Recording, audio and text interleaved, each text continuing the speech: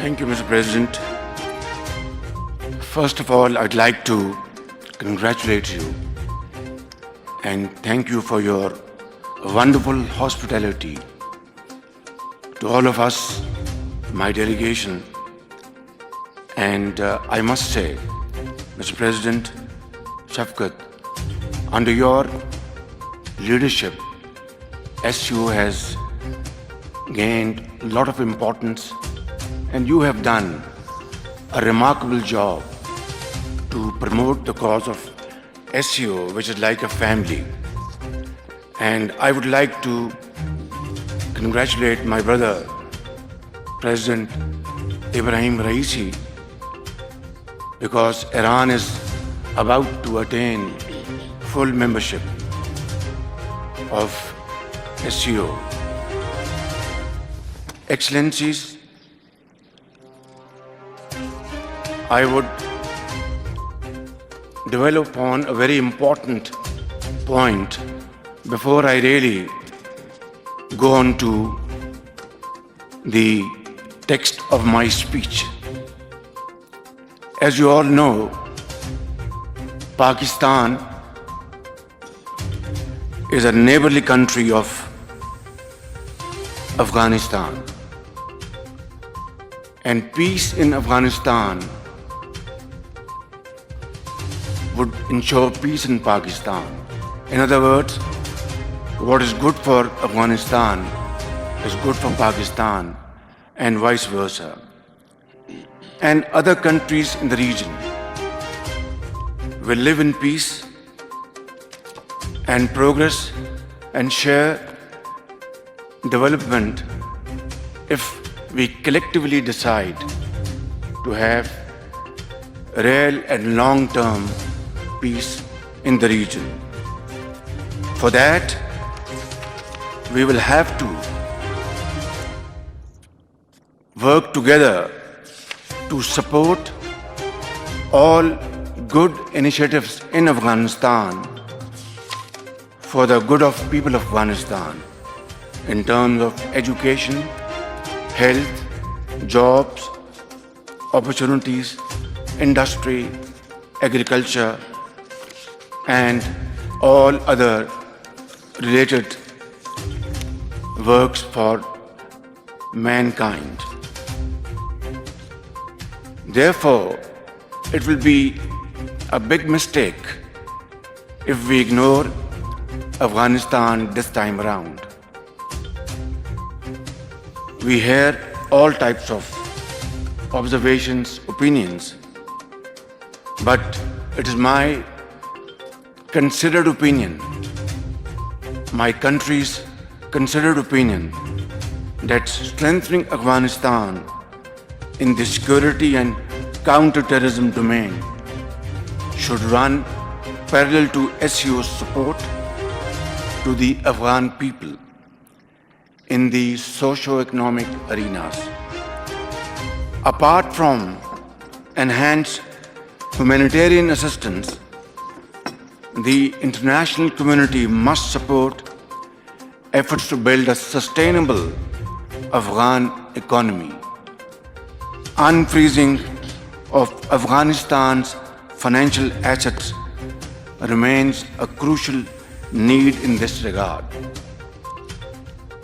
For their part, the Afghan authorities would do well to build a future based on inclusiveness and respect for human rights for all citizens and all categories of society, especially women and minorities, including effective steps against terrorism. Brother President, Pakistan has been a victim of terrorism itself. I don't have to go into its history, but suffice it to say that we have paid huge sacrifices to defeat the monster of terrorism. Thousands and thousands of Pakistanis were martyred brothers, sisters, mothers, soldiers, doctors, engineers. Even today, if you see somebody limping on the roads of Pakistan, he might as well have been a victim of terrorism. So there cannot be a bigger manifestation of our commitment, our dedication to fight this menace collectively. And I would certainly urge honorable members of SCO to join hand together and fight this menace of extremism, separatism, and terrorism and wipe it out from the face of the earth.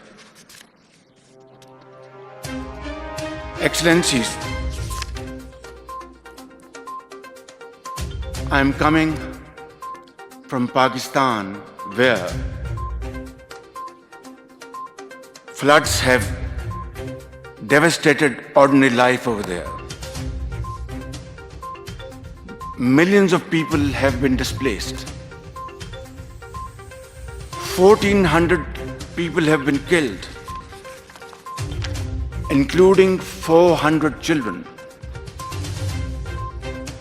And million houses have been partially or completely damaged. I've been in public life for the last 40 years. I have never seen with my eyes this kind of terrible devastation. It is catastrophic, of proportions unknown to the people of Pakistan, and of course, by extension, to the entire world. We are very grateful to honorable members sitting on this table who have come to our help at this time of dire need, when millions of people are living under open skies, stagnant water is giving rise to waterborne diseases, children getting malaria and diarrhea, temperature, all kinds of diseases have hit millions of Pakistanis in those marooned areas. Great faces sitting on this table, which I know personally have been extremely kind to the people of Pakistan generally and to the affected people especially, for extending their support, valuable support at this time of need.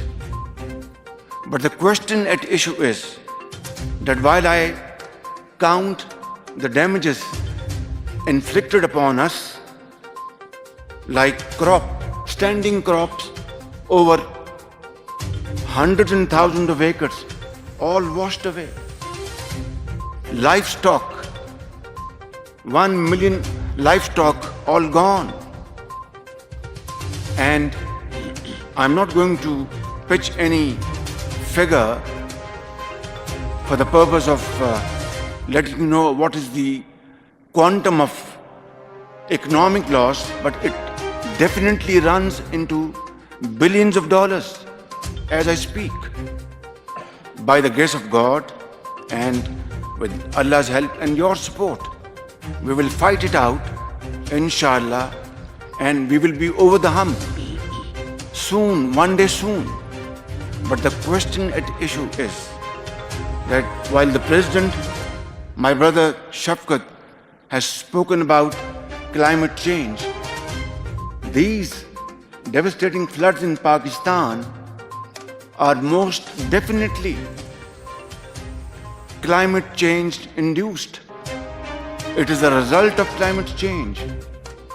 Cloud outbursts, unprecedented rains combined with hill torrents coming down, all this put together made Pakistan look like sea of water in all the four corners of Pakistan. We are going to stand on our own feet, but the point at issue is, will this be the last time a country is going to be victim of this devastation?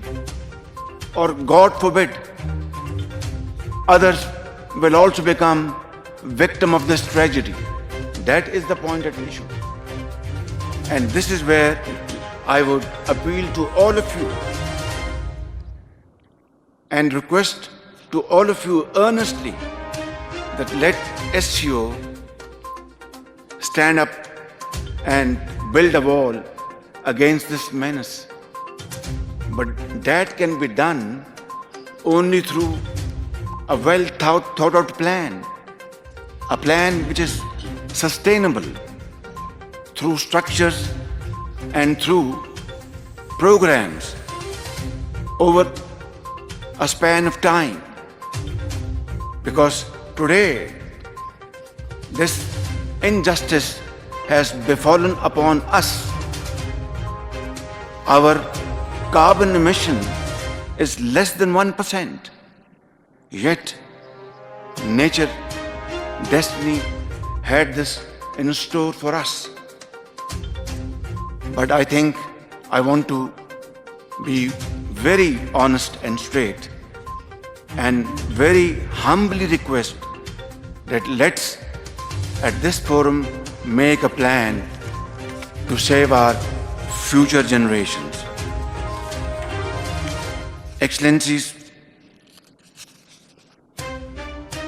I would also like to welcome the new dialogue partners of SCO, namely Saudi Arabia, Turkey, Egypt, Qatar, Bahrain, Maldives, UAE and Myanmar.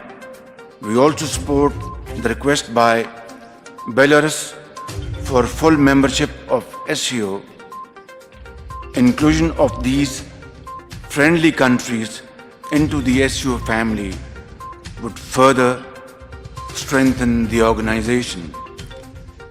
Let me conclude by reaffirming Pakistan's strong and unwavering commitment in advancing the objectives of the SCO. And most definitely I will join my voice with the voices here that let's start a very robust connectivity plan. And of course, when we move towards connectivity of Central Asian countries with neighboring countries, full transit rights would automatically accrue. There is no discussion about it, of course. And it will be a win-win outcome for all the member states. I think this is the time to act and act now. Thank you very much.